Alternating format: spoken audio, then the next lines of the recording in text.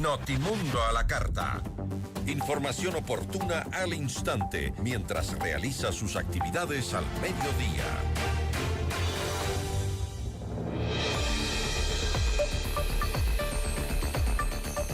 Ecuador llega al concurso para fiscal general del Estado con una fiscalía que arrastra meses de interinidad. Un proceso que empezó tarde y con alertas de judicialización desde la propia fase de conformación de la Comisión Ciudadana. En este contexto vamos a conversar con uno de los postulantes, el ex juez Walter Macías, quien tuvo una salida de la Corte Nacional de Justicia altamente controvertida durante la presidencia de Wilman Terán en el Consejo de la Judicatura.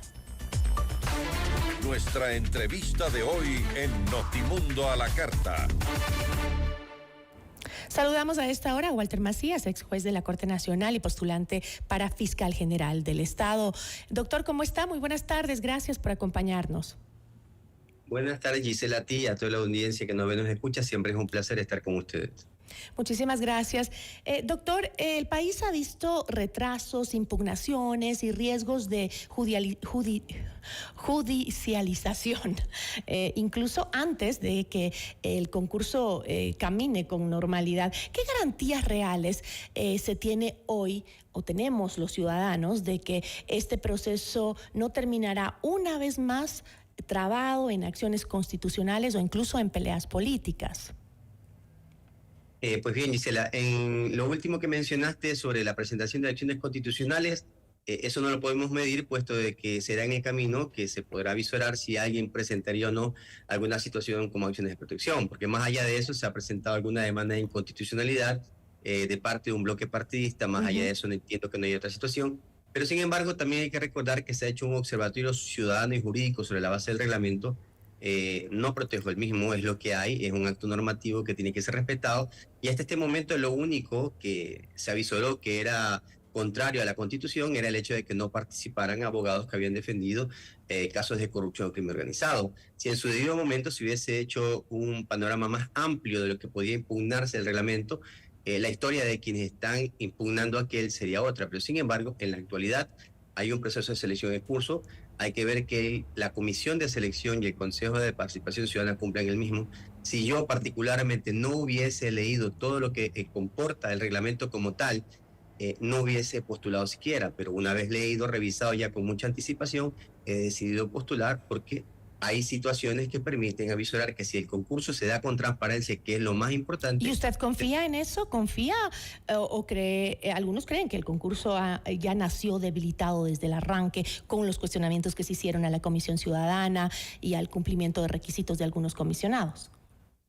Sí, pero en esa medida yo creo que muchos de los que están haciendo opinión pública, que es válida, no han leído realmente el reglamento, porque los requisitos de los consejeros, de los participantes de la Comisión Ciudadana de Selección deben ser ellos de los que comparten los consejeros de participación ciudadana, no los que deberían tener aquellos que van a participar como fiscal general del Estado. Claro, yo también estaría en desacuerdo de aquello, pero es lo que está desde un principio, incluso desde cuando impugnaron el artículo 19 que se mencionó en su momento.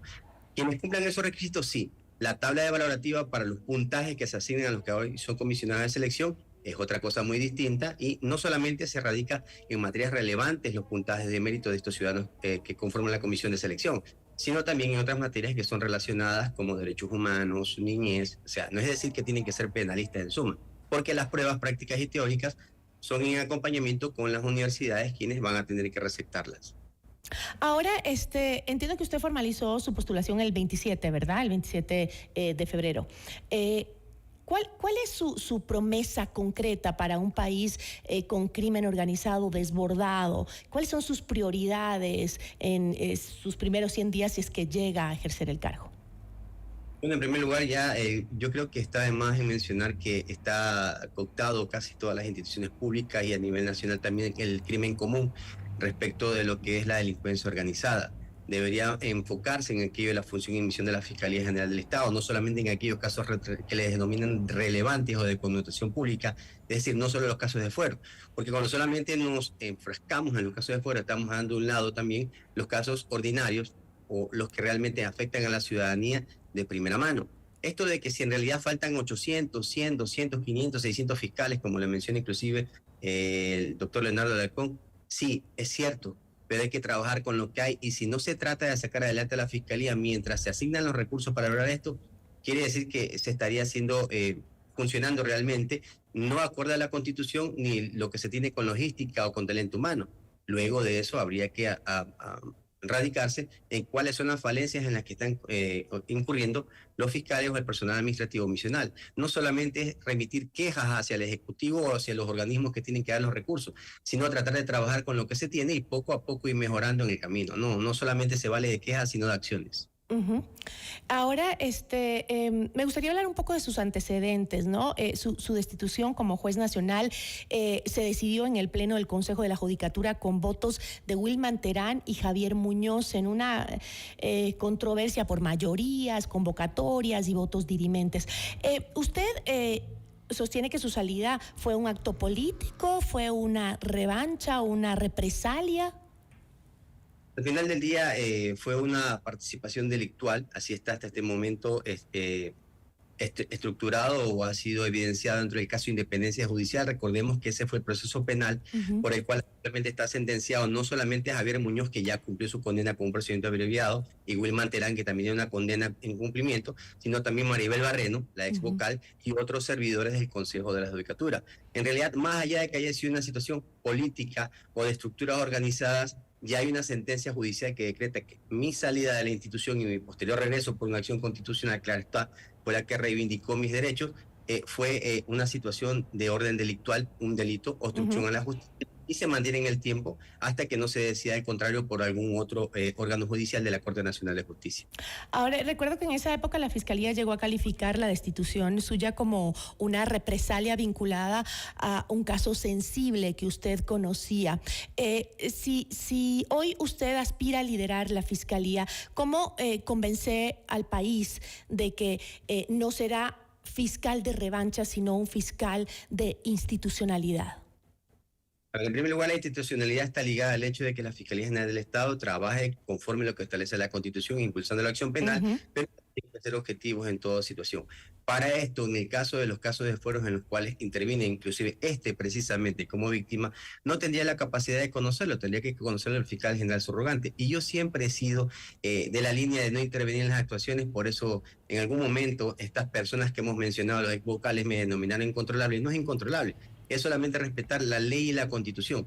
Si en determinado caso yo me tengo que separar de una causa, será el fiscal subrogante quien tendrá la potestad de realizar lo que corresponda al derecho, no solamente en ese caso, sino en todos los casos que cada uno de los fiscales a nivel nacional tiene que hacer. Esto es parte de la independencia judicial que también radica no solamente en los jueces, sino también en los fiscales. El libre accionar, claro, con el control de la máxima autoridad, pero no un control para traficar influencias, que eso quede claro. Eso es lo que se malinterpreta a nivel estatal en todas las funciones del Estado, sino para que la institución siga hacia adelante. ¿Sí? Siendo así, ténganlo por seguro que va a hacerme accionar en esa forma si llego a ser fiscal general del Estado. Ahora, doctor, nada más para aclararle a la ciudadanía que nos escucha, ¿no? Porque creo que hay un punto técnico clave. La convocatoria del Consejo de Participación Ciudadana y Control Social exige que, entre otros certificados, de no haber sido sancionado disciplinariamente con destitución por el Consejo de la Judicatura.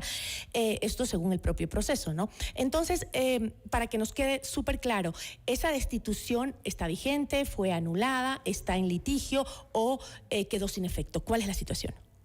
Claro, el requisito en realidad son dos: no haber sido destituido en firme, con una sanción de destitución en firme, o estar suspendido como abogado en libre ejercicio. No ocurre ninguna de las dos, la segunda porque estoy ejerciendo la profesión recién de que salí de la Corte Nacional, tuve 22 años judicial, y sobre la destitución que hicieron o que provocaron Wilman Terán, Maribel Barreno y Javier Muñoz, puede dar sin efecto por una acción constitucional. En palabras sencillas. ¿Pero en qué estado jurídico está su expediente? Ya está en firme, ya no hay nada más que hacer, inclusive en la Corte Constitucional ya se pronunciaron con una inadmisión, ya se restituyó al estado anterior. Nunca fui sancionado con destitución. Así quedó y así está en firme.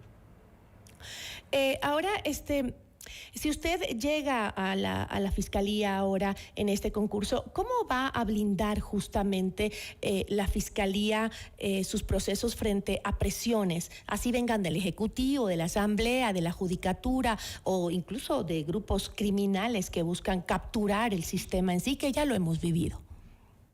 Sí, más allá de estructurar el andamiaje que actualmente se verifica sobre la no intromisión de otras funciones del Estado, yo creo que la premisa que está inclusive en un dictamen de la Corte Constitucional, avalada siempre y cuando se lleve en un proceso constitucional, es que la Fiscalía sea independiente, ¿verdad? Que no tenga que depender dentro de la función judicial como un organismo autónomo perteneciente a la función judicial, sino que la independencia de la Fiscalía sea al 100%, es decir, que tenga independencia en recursos para poder salir de este déficit de infraestructura o de fiscales, y también en esa misma línea poder desenvolverse con mayor amplitud en relación a no depender incluso del Consejo de la Judicatura. ¿Por qué? ¿En qué radicaría esto?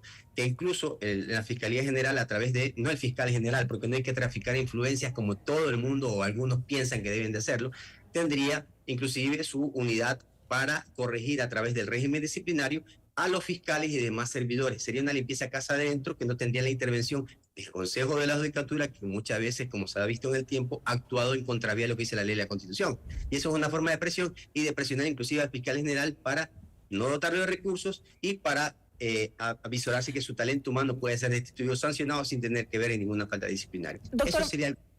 Doctor Macías, tengo que cerrar y me gustaría hacerle una pregunta que tal vez sea un poco incómoda, pero quiero que me conteste de manera rápida, porque en un país en donde justamente la legitimidad del fiscal general es parte de la seguridad nacional, dígale al Ecuador por qué debería creer en usted como alguien que represente un cambio y no la continuidad de esta pugna entre fracciones del sistema judicial.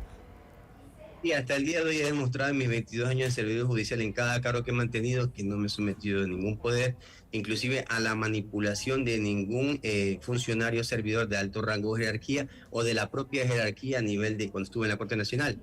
Producto de esto es que me quisieron sacar sí o sí del cargo después de la Corte Nacional. No lo permití, regresé al cargo y terminé mis funciones como debería de ser. Con la frente en alto me calificaron de incontrolable, pero incontrolable quiere decir cumplir con la ley y la Constitución. Eso es lo que necesita cualquier fiscal general, no solamente Walter Macías. El que deba ocupar ese sillón debe ser así, cumplir la Constitución y la ley, y eso es lo que me propongo de mi parte. Muchísimas gracias, doctor Macías. Gracias a usted, Gisela. Una buena tarde para todos. Igual. Nos acompañó el doctor Walter Macías, postulante al concurso para fiscal general del Estado.